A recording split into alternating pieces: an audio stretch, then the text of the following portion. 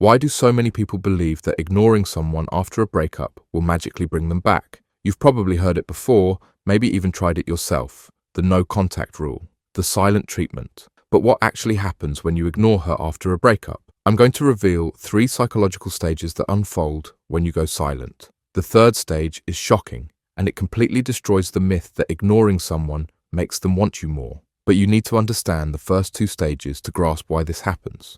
But first, let me tell you why this matters so much. If you get this wrong, you won't just lose her forever. You'll repeat the same pattern in every future relationship, sabotaging connections before they even have a chance to grow. This isn't just about one person, this is about breaking a cycle that keeps you emotionally stuck. Stage 1 is what I call the confusion phase. This happens in the first few days after you disappear. She might wonder if you're okay, especially if you used to communicate regularly. You think this confusion means she's missing you, that your strategy is working. But here's what you don't realize. Confusion isn't the same as desire. During this phase, she's not thinking about getting back together. She's trying to make sense of your behavior. Is he playing games? Is he hurt? Did something happen to him? But there's something crucial happening beneath the surface that most people miss completely. While you think you're creating mystery, she's actually starting to process the breakup without your emotional interference. And this leads us to stage 2, which changes everything. Stage 2 is the clarity phase.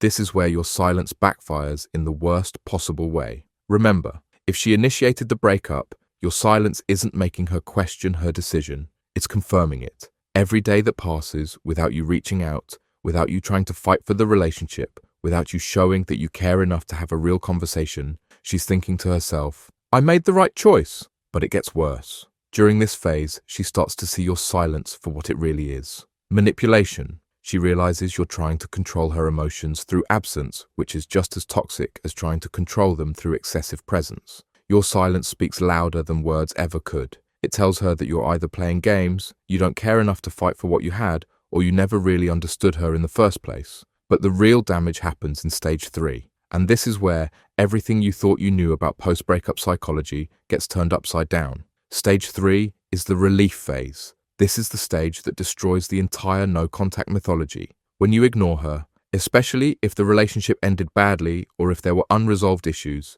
you're not creating mystery or desire. You're creating relief. Think about it. She broke up with you for a reason. Maybe you were too clingy. Maybe you had communication problems. Maybe there were trust issues. Your silence doesn't make those problems disappear. It highlights them. She thinks, he can't even handle a mature conversation about our relationship. This proves I was right to leave. Your absence becomes her validation that she made the correct decision.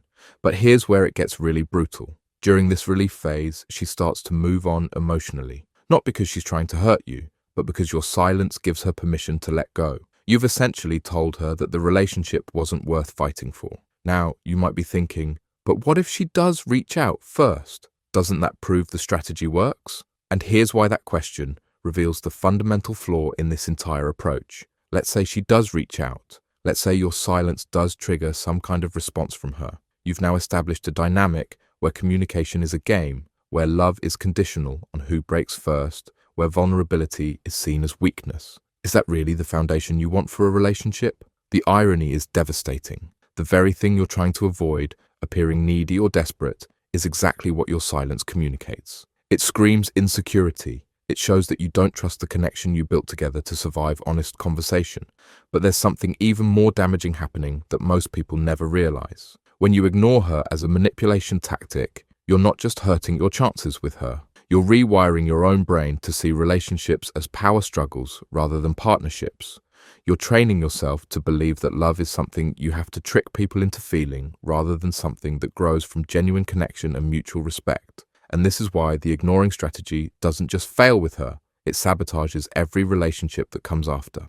You start seeing every interaction as a chess move, every emotion as a strategy, every conversation as a battle to be won rather than a bridge to be built. So what actually works? What's the alternative that nobody wants to talk about because it requires actual courage? Be real, be honest, be mature. I know it sounds too simple, but here's why it's revolutionary in a world full of dating games and manipulation tactics.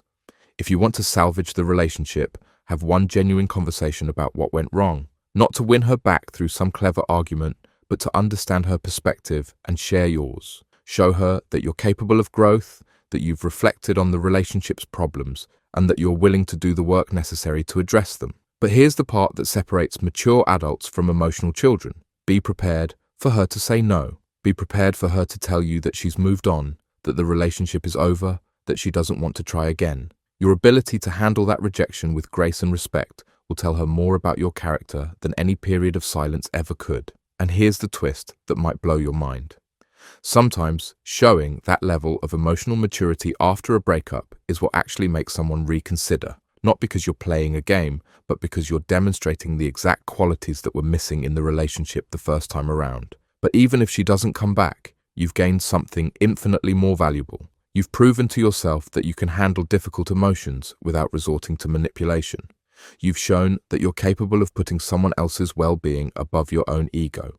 The real work isn't in ignoring her. The real work is in examining why the relationship ended in the first place. What patterns do you need to break? What communication skills do you need to develop? What emotional baggage are you carrying that sabotaged your connection? Because here's the ultimate truth about ignoring someone after a breakup. It prevents you from doing that crucial inner work. It keeps you focused on her reactions instead of your own growth. It maintains the illusion that relationships are about tactics rather than genuine human connection. And if there's any real chance of reconciliation, it's going to come from you becoming a better version of yourself, not from you disappearing and hoping she forgets why she left in the first place. The most attractive thing you can do after a breakup isn't to ignore her. It's to show her that you're capable of handling difficult emotions with maturity, that you can accept responsibility for your part in the relationship's problems, and that you're committed to genuine growth rather than manipulation. So stop ignoring her. Stop playing games. Stop trying to manipulate someone into loving you. The silence isn't making you mysterious. It's making you forgettable. Choose connection instead. Choose growth. Choose the kind of love that doesn't require tricks to maintain itself.